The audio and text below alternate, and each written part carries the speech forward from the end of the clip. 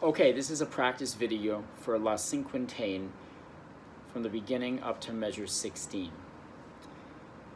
So first thing, just to secure that the rhythm is accurate, is we need to clap and count. So write in your counting, finding a number in and for every note in the measure, every quarter note, right? Think of this in 4/4 right now, even though the time signature says cut time.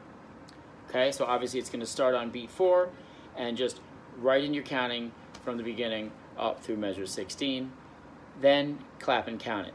All right, so pause this right now, do that, come back, and we'll clap and count it together.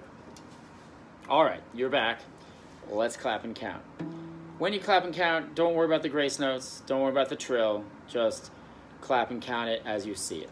So I'm just going to do the first 8 measures because they repeat themselves up through 16. So here we go. So 1 and 2 and 3 and 4 and 1 and 2 and 3 and 4 and 1 and 2 and 3 and 4 and 1 and 2 and 4 and 1 and 2 and 3 and 4 and 1 and 2 and 3 and 4 and 1 and 2 and 3 and 4 and 1 and 2 and 3 and 4 and 1 and 2 and 3 and 4 and. Okay, that's that. Really straight ahead. No problem. Next, you want to make sure that you've locked in your shifting. So we have all the notes taken care of. They're in tune. Hand position's good.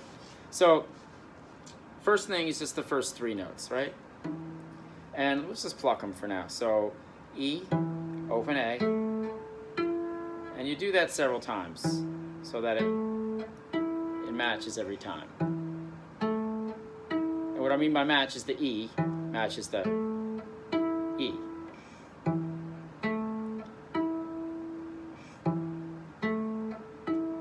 Okay, so you get real centered on getting to 3rd position comfortably, because then that takes care of the entire first line of the piece being in 3rd position. Okay, then we're going to add the bow. Up bow.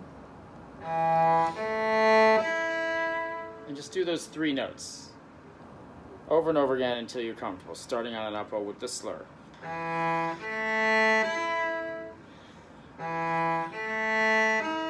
Missed that one.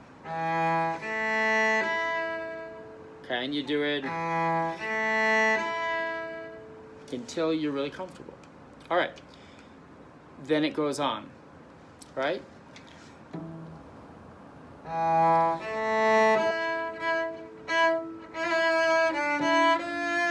Those grace notes, literally just, you can just twist your hand, throw your pinky at the string and bring it back. Okay, and the first 2 measures are virtually the same as the 3rd and 4th measures. So here it goes.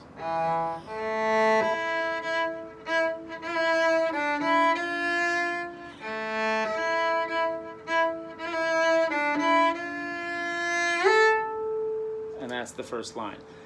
So before we get ahead of ourselves, let's pluck and count it to make sure that we're really secure with the rhythm. So 4 and 1 and 2 and 3 and 4 and 1, 2 and 3 and 4 and 1 and 2 and 3 and 4 and 1 and 2 and 3 and 4 and 1 and then I have to show you the notes for the next 4 bars. All right, we've gone. This is the end of the first line where we slide to the harmonic. Just practice that until you're comfortable. Make sure that that harmonic rings after you get there. It's a little bit of a kind of throw your bow at it so that it crescendos and it rings. So 3 and 4, 1. Okay, and then it says 4th position, right? We're in measure 5. So you come back to 4th position. Remember, thumb is in the nook of the cello, right in here, 4th position, right?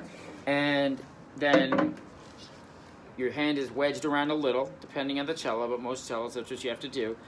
And then you just play. The G is right there, the F, and then the E. Then you're back to 1st position. And that's pretty straight ahead. The trill is just take your 2nd finger. When you pluck and count, we're not going to worry about the trill. So I'm going to pluck and count measures 5, 6, 7, 8. I'm going to start on the F leading in, the half note leading in. So 1, 2, 3, and 4, and 1, and 2, and 3, and 4, and 1, and 2, and 3, and 4, and 1, 2, 3, and 4, and 1, and 2, and 3, and 4. I did the trill for a little bit and then I stopped because I remembered I said let's not worry about the trill when we pluck and count, which is the smarter way to go. Okay, so we've plucked and counted through it and we've figured out all our notes for the first 8 bars. Luckily, the final 8 bars of this are virtually identical with the exception of the last note, measure 16. And you have to play that in 4th position. We'll get to that later. That's going to be easy. Okay? So now we're going to bow through it. 1, 2, 3.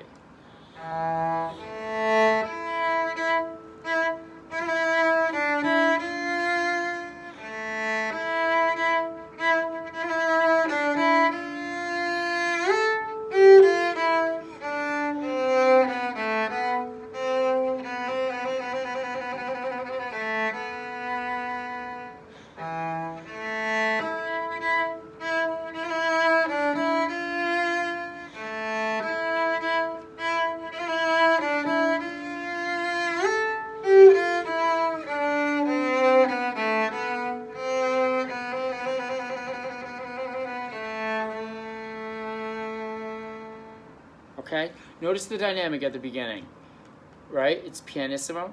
So in terms of their bow and where it should be, a lot of this should be taking place in the upper half, because that's where we can be nice and quiet. And unlike what I say in orchestra, you can do this just below the fingerboard, or even maybe touching it, depending on how your cello resonates and how much space you have here. But you really want to get this kind of glossy sound.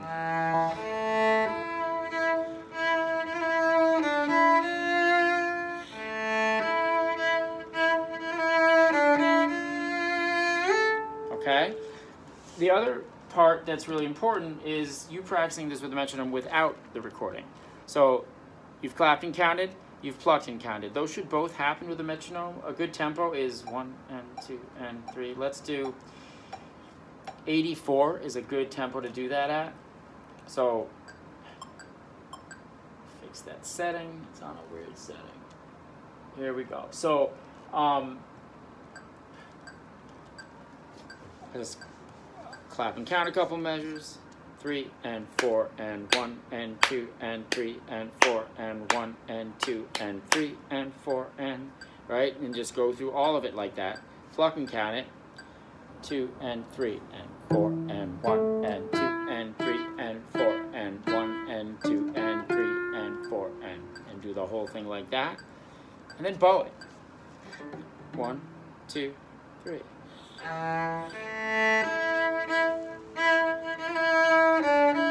Pianissimo, upper half, not too far from the fingerboard. Crescendo.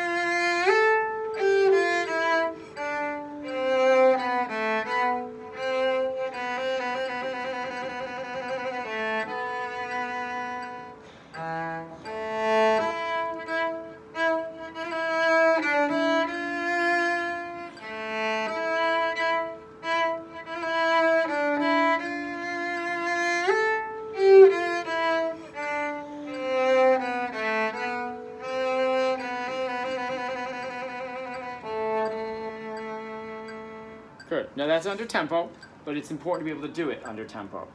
A good tempo to do this at, in terms of like where it's ultimately going to be performed, is something like this.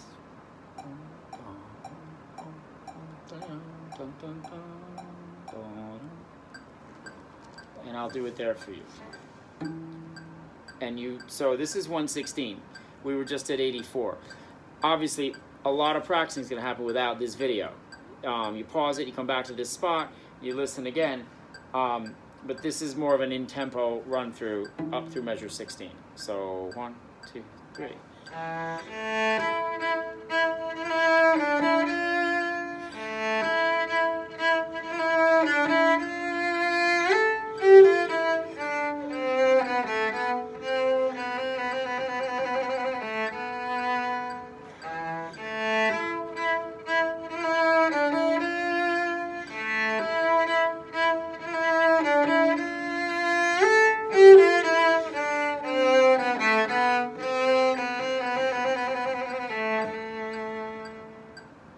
That's the first 16 bars of La Cinquaintaine.